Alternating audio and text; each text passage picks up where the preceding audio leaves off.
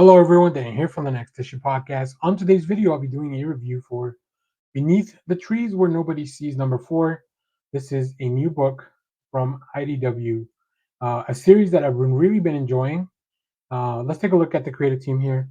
This is written and illustrated by Patrick Horvath with letters by Hassan Otsmane-Elhaou.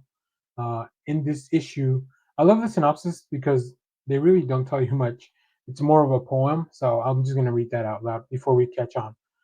So now the stage is set, and Sam has ID'd her foe. But this town's not big enough for both, so one of them must go. But first, there's a meeting where they'll come face to face.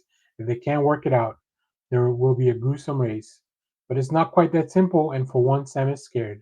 This phone knows quite a bit about her and the things of which she cares. Yeah, I think, first of all, the juxtaposition constantly of this book with between the very much the art, which doesn't feel like a mystery killer thriller type of crime book. Uh, all that juxtaposed with things like the synopsis that I just read, um, the small town feel of everything, the old school design of the city, and of course the cuddly anthropomorphized characters that you see here has been really done really well. So we did have a big revelation in the last issue. Sam has ID'd the person that's been committing the crimes, and now this person is setting up a meeting. Right? They're meeting up. They have to talk things out because there can't be two killers. There can't be a killer in this town, first of all, because that's just going to bring more attention to whatever Sam is doing. Sam's been planning out really careful. I think I've mentioned this before, but if you're a fan of the show Dexter or the books or the comics for Dexter, this has a very similar vibe in a different way.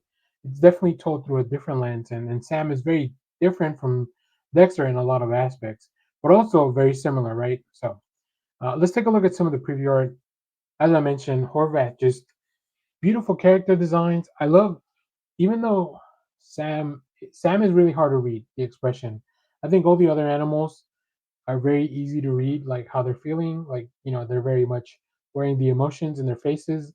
I also love how Sam just kind of rides for 3 pages through an empty town to really give you the sense of dread that is going on in the town. And I don't mean Judge Dread; I just mean regular dread.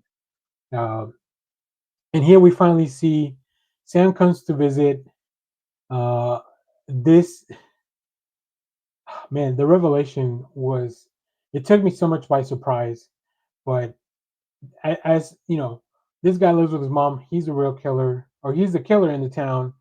And the things that go through after this meeting, they're pretty intense. I don't even want to talk. I don't want to spoil anything, but it's just really, really like very well done. Very tense moments. I think Horvath, even with this beautiful art style, it's really interesting how the tension just races. Things are not gonna go well for Sam. So we'll have to just wait and see what happens in the next issue, because the way things are left, everything in Sam's world is kind of crumbling. Which you feel bad a little bit because she is kind of our protagonist, but also she is a murderer. So like, where is that line? So really enjoying this series. Really have been enjoying talking about this. If you haven't jumped on board here, you better check it out when the collection comes out, because I think this is probably going to end up being one of the best comics of 2024. So if you have read this, let me know what you thought about this issue down in the comments. As always, thank you for watching, everyone. Remember to share, like, subscribe, hit the bell so you know when we go live. That is most Saturdays, 10 a.m. Central Standard Time. Stay tuned. We have more comic reviews, trailer reactions, TV recaps, all that fun stuff in the channel. Thanks for watching, everyone. Bye bye.